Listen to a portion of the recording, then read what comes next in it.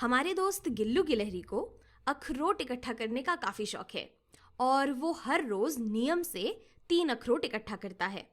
तो अगर हमें पता करना होता कि गिल्लू ने 5 दिनों में कुल कितने अखरोट इकट्ठा कर लिए होंगे, तो इसका पता हम कैसे लगाएंगे? तो एक तरीका तो इसे कहने का है कि हम कह सकते हैं कि हर दिन 3 अखरोटों का एक समूह या फिर 3 अखरोटों का एक ग्रुप हमारा गिल्लू इकट्ठा कर लेता है। और अगर हम इसी तरीके से 5 दिनों तक इन सभी समूहों को आपस में जोड़ दें तो हम पता लगा पाएंगे कि गिल्लू ने कितने अखरोट इकट्ठा किए होंगे।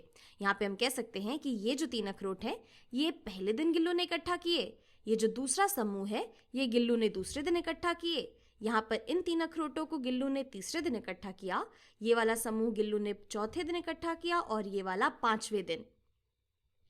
तो अब एक तरीका तो है कि हम सीधे सीधे इन सभी को गिन लें और पता लगा लें, लेकिन इसी बात को करने का दूसरा तरीका है कि हम इन समूहों की तरह से ही सोचें।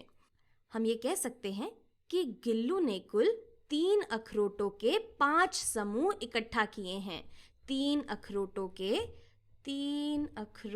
के कुल 5 ग्रुप्स या फिर 5 समूह बनाए हैं गिल्लू ने। और इसी बात को लिखने का दूसरा तरीका है कि हम कह दें कि गिल्लू के पास कुल 5 3 हैं। गिल्लू के पास है 5 3। और अगर हम इसे लिखना चाहें तो हम 5 3 कैसे लिखेंगे? ये हो गया एक 3, ये दूसरा 3, ये तीसरा 3, चौथा 3 और 5वां 3। तो हर दिन गिल्लू ने इकट्ठा किए हैं हमारे 3 अखरोट, और अगर हम इन सभी को आपस में जोड़ देंगे तो हमें पता चल जाएगा कि 5वें दिन तक गिल्लू के पास कुल कितने अखरोट हो गए।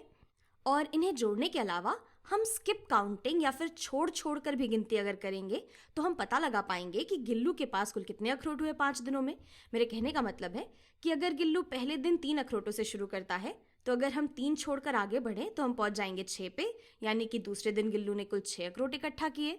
और फिर तीसरे दिन गिल्लू ने इकट्ठा किए होंगे, अगर हम 3 और आगे बढ़ जाएं तो 9 अखरोट, फिर अगर हम 3 और आगे बढ़े तो 12 अखरोट, और 3 और आगे बढ़े तो 15 अखरोट, यानी कि 5वें दिन के अंत में गिल्लू के पास कुल 15 अखरोट होंगे।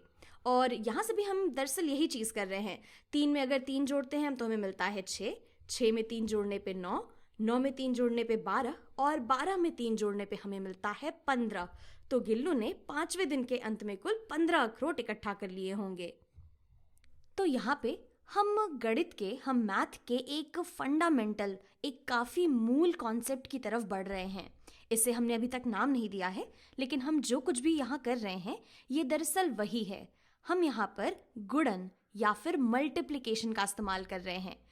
और मल्टीप्लिकेशन या फिर गुणन हमें ये समझने में मदद करता है कि जब हमारे पास किसी चीज़ के कई सारे बराबर समूह होते हैं तो आखिर इसके पीछे का मतलब क्या होता है।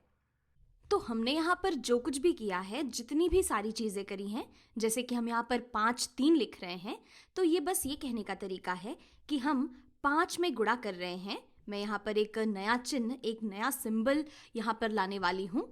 यहाँ पर ये जो सिंबल है, ये जो चिन्ह है, ये गुणन का चिन्ह है। तो हम यहाँ पर कर रहे हैं कि हम 5 गुणे 3 कर रहे हैं। और ये जो सारी बातें हैं ये सभी 5 गुणे 3 के ही बराबर हैं।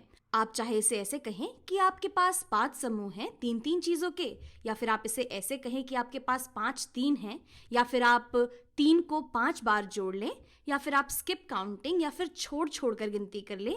ये सारी बातें, ये सारे अलग अलग तरीके हैं इस गुणन को समझने के। और जैसे कि इन सभी बातों से हमें 15 जवाब मिलता है। यहाँ पर हम चाहे इन सभी को आपस में जोड़ लें, या हम 5 3 ले लें, या हम इस तरीके से स्किप काउंटिंग कर लें, हमें मिलता है 15। तो 5 गुणे 3 ये बराबर होता है 15 के। ये सारी बातें आपस में दरअसल एकदम बराबर हैं। और मैं आपको यहाँ इस ख्याल के साथ थोड़ी देर अकेले छोड़ना चाहूँगी। आप इसके बारे में थोड़ा सा सोचिए। और खान अकेडमी पे काफ़ी सारे अभ्यास है, काफ़ी सारी प्रैक्टिस है यहाँ गुणन या फिर मल्टीप्लिकेशन को लेके। और ये गुणन ये काफ़ी ताकतवर चीज़ है। इसके एप्लीकेशंस या फिर इसका इस्तेमाल आप जिंदगी भर करेंगे। तो जब आप ये अभ्यास कर रहे हो तो आप इस बात का खासा ध्यान रखें कि आपको इसके पीछे का कॉन्सेप्ट अच्छे से समझ आया हो।